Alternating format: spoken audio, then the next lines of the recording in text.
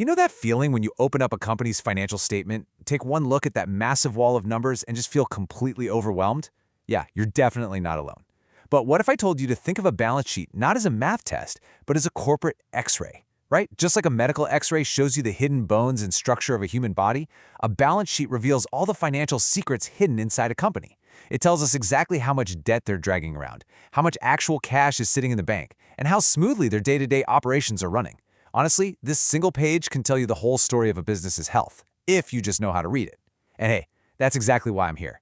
I'm going to walk you through this step by step, kind of like an older brother showing you the ropes. By the end of this explainer, you're going to see these numbers in a completely new light.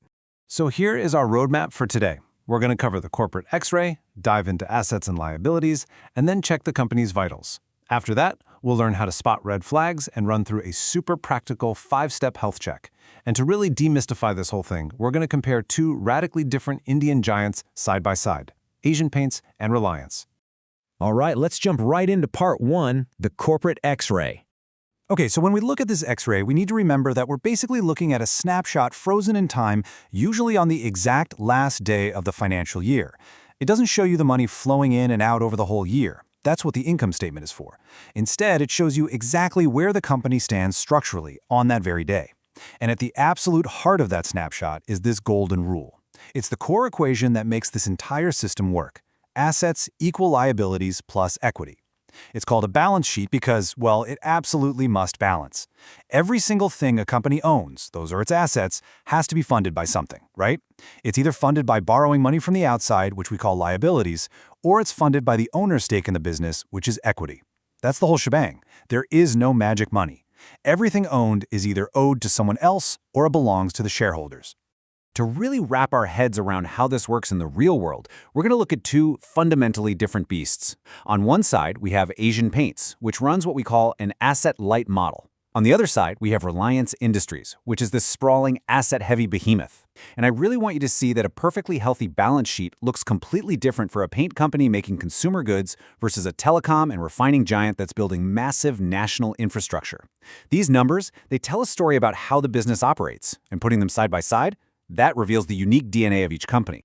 Moving on to part 2, assets, or simply what you own.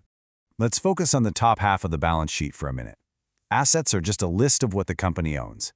To make it easy to digest, accountants divide these into two main buckets. First up, we have current assets.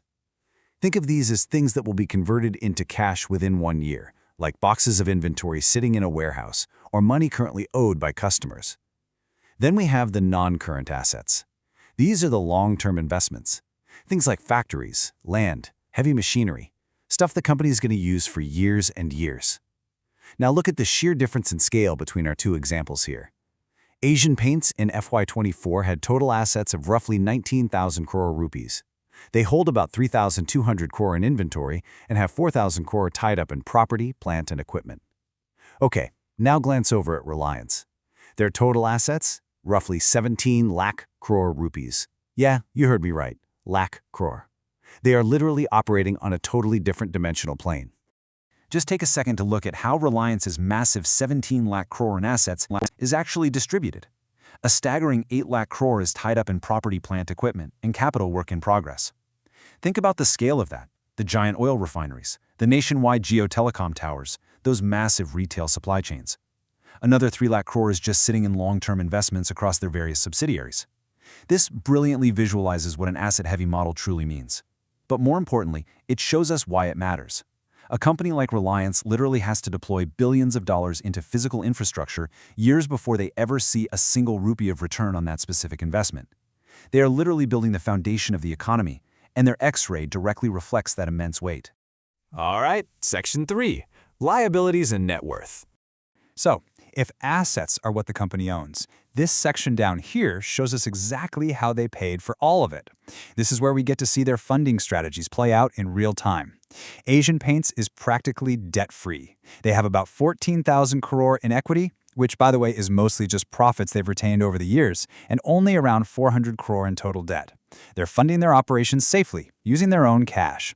Now, Reliance, on the other hand, has an unbelievable 8 lakh crore in equity, but they also carry some pretty significant debt, roughly 3.3 lakh crore rupees. Now, if you're a beginner, that number might look completely terrifying, but let me reassure you here.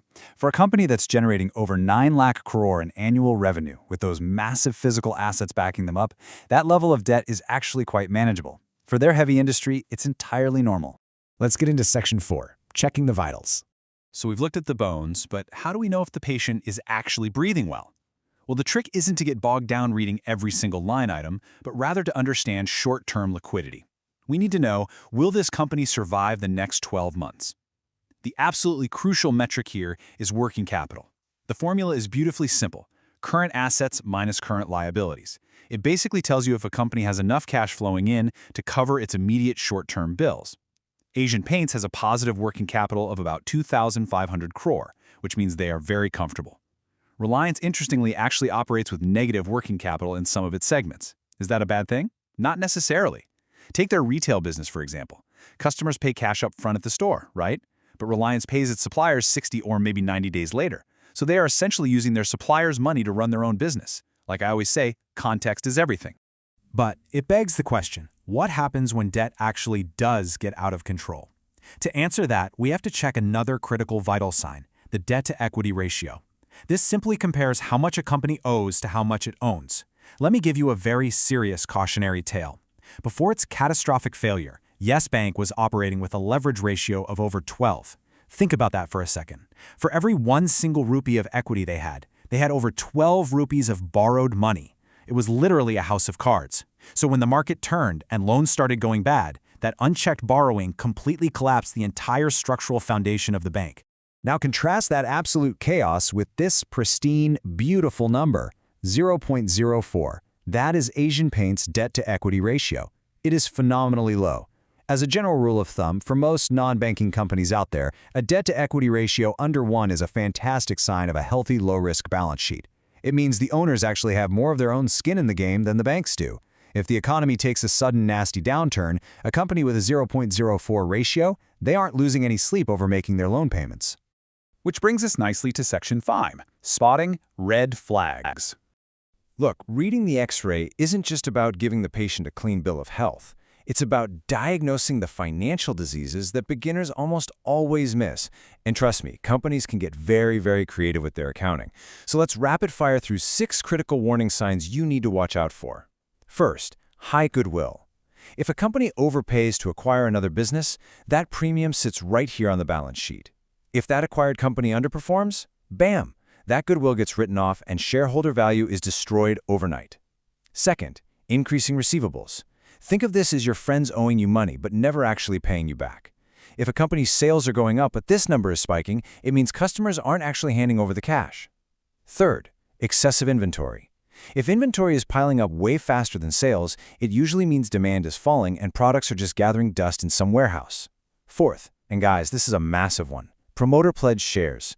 If founders pledge more than 50% of their shares to banks for personal or corporate loans, it is a glaring siren for severe financial stress. This exact red flag warned savvy investors about DHFL and Yes Bank long before they crashed. Fifth, off-balance sheet liabilities. These are sneaky little obligations hidden deep down in the fine print footnotes. Always check the footnotes. And finally, sixth, related party transactions. This means the publicly traded company is doing way too much opaque business with the founder's other private companies. It's a classic textbook setup for siphoning money away from regular shareholders like us. All right, home stretch. Section 6, the 5-step health check. We've covered a ton of ground today, so let's synthesize everything into a highly actionable framework. And no, you absolutely do not need a finance degree to do this. You might actually want to pause and screenshot this framework right now. When you open up an annual report, just take 5 minutes to run this quick checkup. Step 1, check total debt versus equity. Is it comfortably under 1? Step 2, look at their cash and investments. Do they actually have a sufficient liquidity buffer for emergencies? Step 3, compare property, plant, and equipment to sales. Are they actually generating good, solid revenue from all those heavy, expensive assets? Step 4, check the trend of receivables versus sales over a 3-year period. You want to ensure the cash is actually coming through the front door, not just sitting on a ledger. And finally, Step 5, do a quick working capital check. Does their liquidity actually make sense for their specific industry? This simple, 5-step routine empowers you to filter out the bad companies instantly. And this really brings us to the whole point of our analysis today.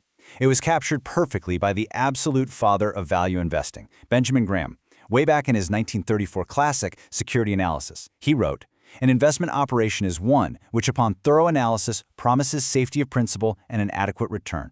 Did you notice what comes first? Safety.